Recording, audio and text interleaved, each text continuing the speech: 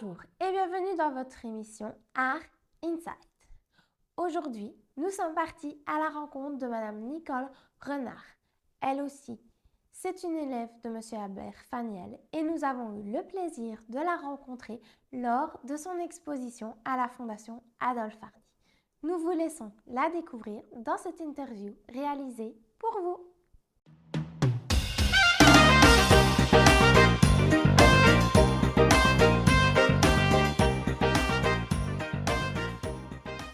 Je m'appelle Nicole Renard, j'habite Jalais, plus précisément Fouire, un petit village près de Jalais.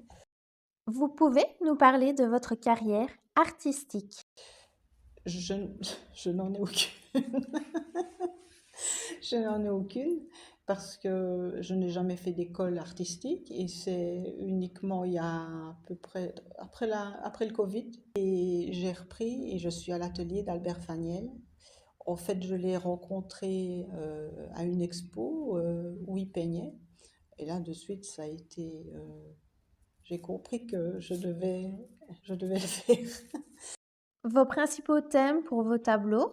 Et tous les sujets m'intéressent, aussi bien des portraits, des animaux, des paysages, un peu moins les paysages, mais j'aime quand même. Tout m'intéresse. Et j'apprends, et chaque fois qu'on différencie des sujets, ben, finalement, c'est très valorisant parce qu'on apprend plein de choses. Bah, au fur et à mesure que j'avance dans ma toile, je vois les difficultés. Et c'est ça qui est intéressant, justement, de faire face aux difficultés et de comprendre ce qui est compliqué et les techniques, les manières de pouvoir avancer, quoi, finalement. Si on sait tout faire, c'est pas intéressant. Il faut aller vers les problèmes pour évoluer, enfin, je pense. Vous pourriez décrire votre conception d'un tableau? Moi, personnellement, vu que j'ai jamais fait des études de dessin et tout ça, ben, je me reporte soit à la projection sur toile, c'est-à-dire que j'ai mon dessin avec un rétroprojecteur, je reprojette et je dessine grossièrement euh, les formes. Ça dépend du dessin, aussi les paysages, il y a pas besoin, parce qu'un paysage, je sais pas que ça ne doit pas être comme cette toile, par exemple, ces toiles-là, qui sont beaucoup plus rigoureuses. Euh, un paysage, en général, on détermine l'endroit où on veut mettre une rivière, un arbre, des choses comme ça. Mais tout ce qui est bâtiment, maison et tout ça, c'est beaucoup plus rigoureux. Il y a un message, une émotion que vous souhaitez transmettre dans votre toile?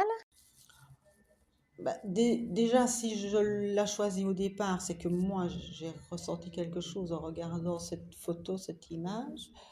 Et alors, bien sûr, une toile, j'ai dessiné un phare en pleine mer, il y avait de l'orage, ben, il faut qu'on sente il y a cette rage, il y a ce vent, donc par le mouvement qu'on va utiliser pour le pinceau, ben, ça va être tout à fait différent de mes chats, par exemple, les portraits de chats que je fais, là c'est vraiment tout en finesse, c'est trait par trait, c'est pas du tout la même chose. Donc l'intensité que l'on met dans sa toile, ben oui, on le voit sur la toile. Et j'espère pouvoir la faire passer aussi et que les personnes qui voient mes toiles sentent aussi cette émotion-là quand elles regardent. Vous avez déjà des idées pour vos prochains tableaux? Oui, pour le moment, j'ai beaucoup fait un petit peu des images que je retrouvais, que je trouvais jolies et tout ça, mais maintenant, j'ai envie de personnaliser mes toiles et d'essayer de trouver le plus possible, en prenant des idées à gauche, à droite, de recréer moi-même, euh, soit des personnages, soit moins des paysages, je suis moins paysage. Mais voilà, mais maintenant j'ai fait les chats. Un chat reste, enfin, un chat, quoique on peut aussi faire beaucoup de choses à partir d'un chat. Donc j'aimerais bien de personnaliser un petit peu mes toiles, parce que finalement c'est ça qui fait qu'on se personnalise, qu'on se diversifie des autres. Et je trouve que c'est ça qui est bien aussi, c'est de ne pas retrouver les mêmes toiles, les mêmes sujets, le même style de peinture partout. Ce serait pas gai. Tout le monde est différent, tout le monde a des goûts différents. Et je le vois quand on fait des expositions, euh, des personnes ont des coups de cœur pour certaines toiles, et moi, ça me les a sensibles. Donc, l'inverse est juste aussi. Et ça, on ne peut pas dire pourquoi on a un coup de cœur ou pas. Chaque personne le ressent à sa manière. Comment vivez-vous l'interaction avec le public? C'est toujours très enrichissant, même si c'est critique parfois. Parce que justement, je trouve que la critique fait avancer énormément. Plus que le compliment, mais le compliment fait du bien aussi. Mais j'aime bien les critiques parce que ça me permet d'avancer énormément. C'est peut-être un peu bizarre, mais moi je fonctionne comme ça. Et je suis très contente aussi qu'on admire et qu'on dise que c'est un beau travail, parce que finalement, il n'y a pas tellement longtemps que je fais ça, et je me dis, bah, j'ai eu raison de croire que j'étais capable de faire quelque chose. Dans notre prochain épisode d'Art Inside, nous partirons à la rencontre de Madame Liliane Piedboeuf. Ne manquez pas cet épisode qui ne manquera pas de vous étonner.